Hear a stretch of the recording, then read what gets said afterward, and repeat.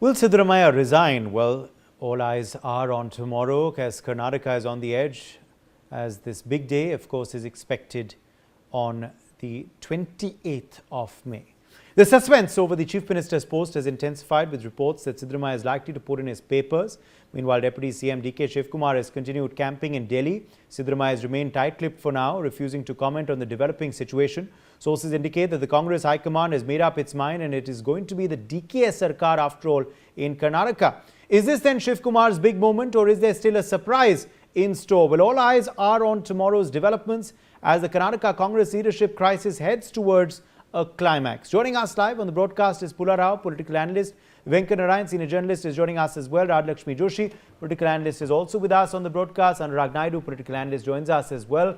Venkanarayan, big day expected in Karnataka. Do you believe it is now inevitable that Siddaramaiah will be putting in his papers? Yeah, and DK Shivakumar will take over? Uday, I think it was made absolutely clear to him by the High Command, namely Rahul Gandhi and the Congress President Kharge and other leaders, that Mr. Siddaramaiah's time is up. The informal understanding when he was made the Chief Minister in May 2023 was that there will be a rotation. He will do half of the 5-year term.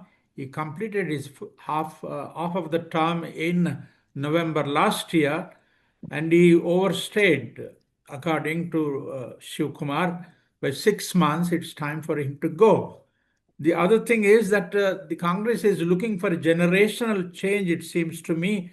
Uday, Siddaramaiah is 78 now, and Shivakumar is 64. He's not exactly very young, but he's a very resourceful man. Whenever the Congress was in trouble, the BJP was trying to poach their MLAs and all that. He played a very crucial role in, keeping the flock together and so on and so forth.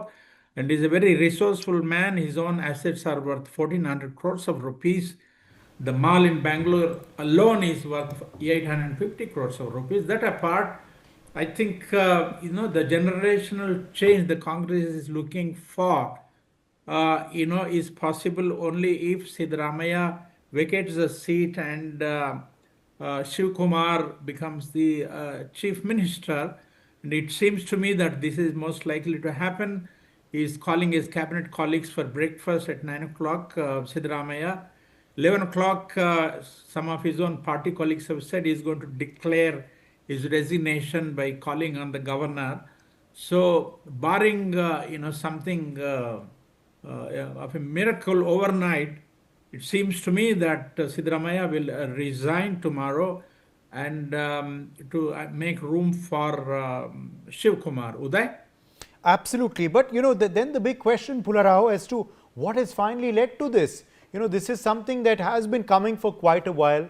Reports had suggested that it was a 2.5 year formula. I think 3 years have passed now. So obviously it was coming for a while, but it was something that was being resisted by Siddaramaiah. What finally then has happened in the last 24 hours that has led him to finally decide to step down? First of all, it was not Siddaramaiah who resisted him. It was the High Command here. They felt uneasy. If Shivakumar took over, he's a strong man. He can become a very big independent power center. And he has a lot of experience and resources and a dominant caste group, everything. But what really led to this change is, in the last 15 days, 20 days after May 4th, Congress Party India Alliance lost Tamil Nadu. They lost Bengal. They're all their partners. It is a weekend Congress. Yes, Congress won Kerala, but in Kerala, the man who became Chief Minister, Satishan, was a rebel. He forced the High Command to make him Chief Minister, though nice words were exchanged later. After 10 days, it's unheard of. Definitely, this signal of the High Command, so-called High Command or whatever it is, the Gandhi family or the High Command, looks weak. Then Siddaramaiah, in the last week to 15 days, started taking a different attitude. You don't see him making happy statements, anything, the kind of sullenness. And obviously, he gave the message, now it's my turn and you can't stop. And they had to acquiesce to him. Yesterday, all that took place was a choreography, that they met, the High Command called them, met them, and we are dominant. It's a charade. They had to give in to him, finally, because he can do untold damage. He's a strong man there. Satishan was a rebel, but he said, if I'm not made chief minister, I will not accept any post, I will sit quietly. But the tone and words coming out from Siddaramaiah's camp were angrier day by day, because he definitely felt after 2.5 years he should have been given.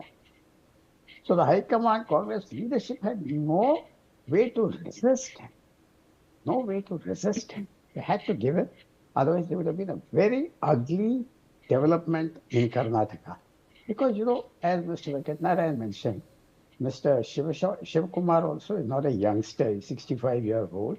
He knows if he misses the bus this time, they may lose the next election. You have to wait. He'll be a nice, fine 73 years old or something without his goal. It's gone. So he wants this at least for 2 years. And they couldn't resist him. They could not resist him. I carefully choose my words. It is not that they selected him out of love. They had to select him without any alternative. Right. In fact, let me also quickly go across to you, as well at this point, Anurag Naidu, because clearly now there will have to be a compromise formula. Now, will that be Siddaramaiah's son coming into the cabinet? Will it be him coming into becoming a deputy chief minister? Will there be a central role promised to Mr. Siddaramaiah? Will he be given that Rajya Sabha seat out of the 3 that the Congress is likely to win in this upcoming election next month? Will some of his other loyalists also be rewarded? What will be the balancing act is now something we're going to have to watch as well.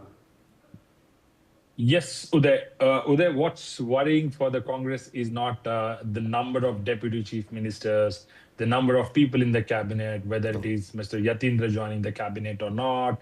These are not the worrying aspect. The worrying aspect, the only worrying aspect is, what if Siddaramaiah says no for the Rajya Sabha? What if Siddaramaiah decides to stay in Bangalore as an MLA? And that's a more worrying factor, because then he is another power center within Karnataka without any designation, office of a minister or a chief minister. Then it gets very difficult even for somebody like DK Shivakumar to say through, because you always would have somebody like Siddaramaiah around the corner, and then you have a very strong bunch of MLAs in his side. And also, it'll be very difficult going to the next election, because then he might just, if he continues, who knows? So I think that's going to be something which will be, which we have to look after. My sense says, looking at what the development from today, I was just seeing the photographs and the tweet that Siddaramaiah just made regarding the caste census, the OBC census, and he's ambitious. So the starting line of his tweet was, when I first became the chief minister. That says the story. So he is not here for a closure. He is here for another innings. Interesting days to watch out for, in the days to come.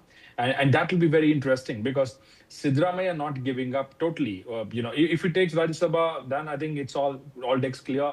We see a resurgence Congress. We see a newly packaged Congress, and it's a good reset for them. But interesting point, one very important point that I noticed is, and I was on many shows before this, and everywhere people kept on saying one very interesting thing is that there was a majority of the MLAs supporting Siddaramaiah all this while. And very recently, the High Command realized that they have not shifted the sides to DK essentially, but they've come back to the neutral position. That says the story. If that is true, I don't know how much of it is true, but if that is true, that is a soft acceptance of the fact that there are difficult times going into the election. Okay. We need somebody to really lead us into the election. But one wonders, Radhakshmi Joshi, whether this will now be a smooth transition or not.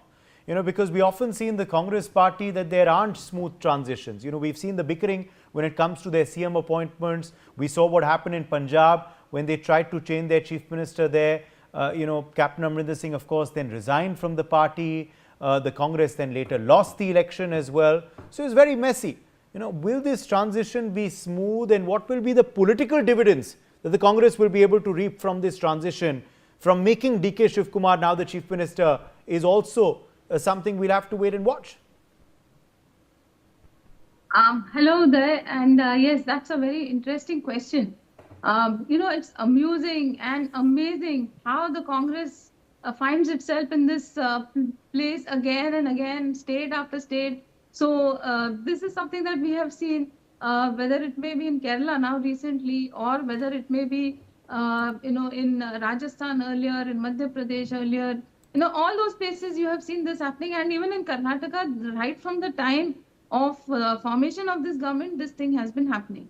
Now, I don't think that the transition is going to be very smooth, very frankly, Uday. Because, see, whether Mr. Siddaramaiah agrees to stay, agrees to go to the Rajya Sabha, or whether he chooses to stay in Karnataka, I don't think that he's going to make the road very easy for whoever takes over from him.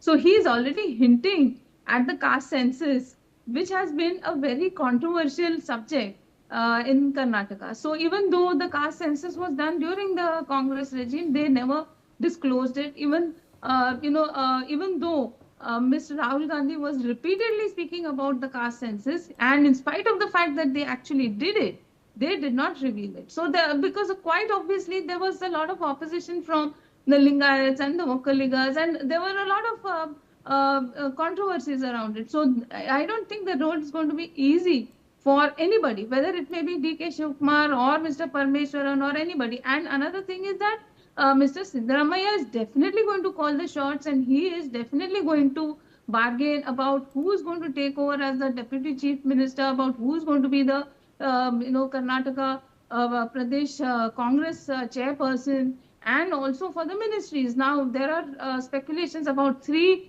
Deputy Chief Ministers or 4.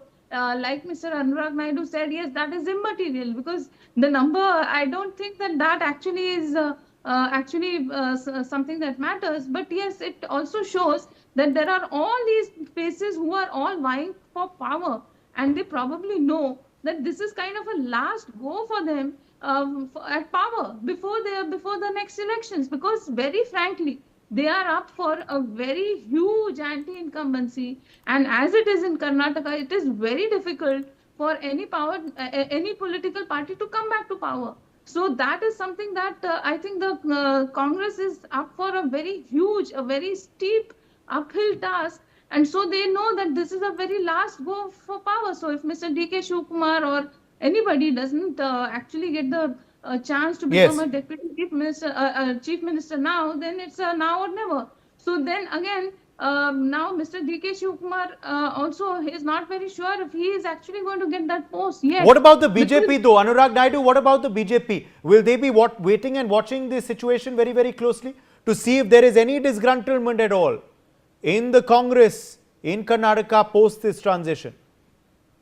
Yeah, I think BJP will be, keenly waiting, because, they're clearly evident, the camps within the Congress, and it'll be very interesting days, because look, going into the election, you need a formula.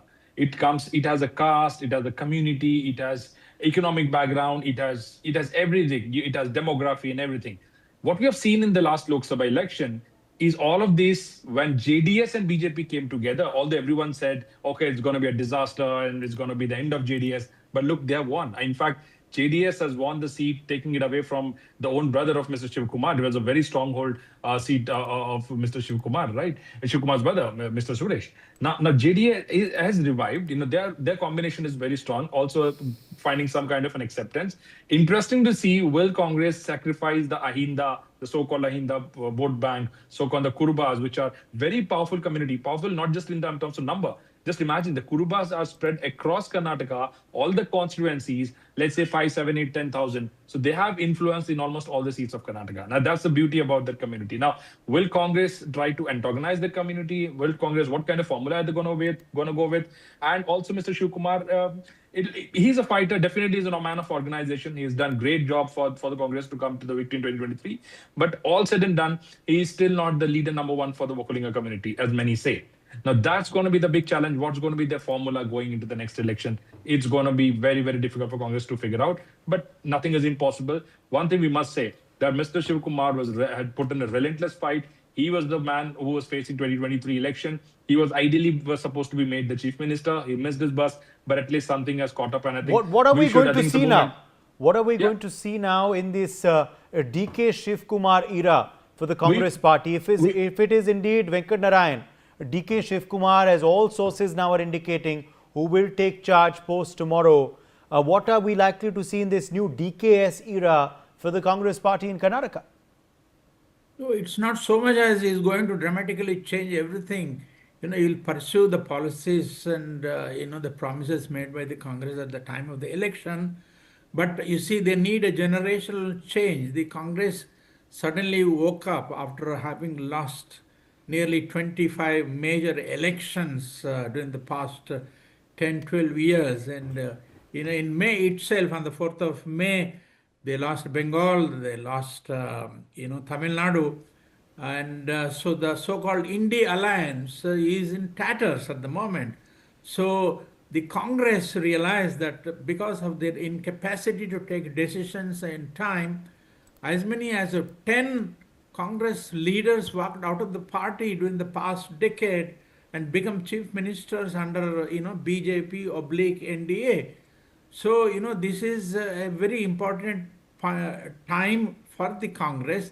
They have to kind of do something by way of a generational change and change Siddaramaiah, who is now 78, in favor of Shivakumar, who is 64, very resourceful man, has good assets, so on and so forth. I think for its own survival, it's very, very important for the Congress to do this. On the other hand, technically it is possible that, the BJP has 64 MLAs and you need 113 MLAs to form a government. If Siddaramaiah claims that he has the support of at least 50 MLAs, he could simply cross over. The BJP will be very happy to let him continue as chief minister, but claim that this is a BJP-NDA government. Okay. I'm not saying it is going to happen tomorrow, but technically it is a possibility, is what you're saying. Okay. Possibility is there. Okay. Let me quickly address some more breaking news coming in.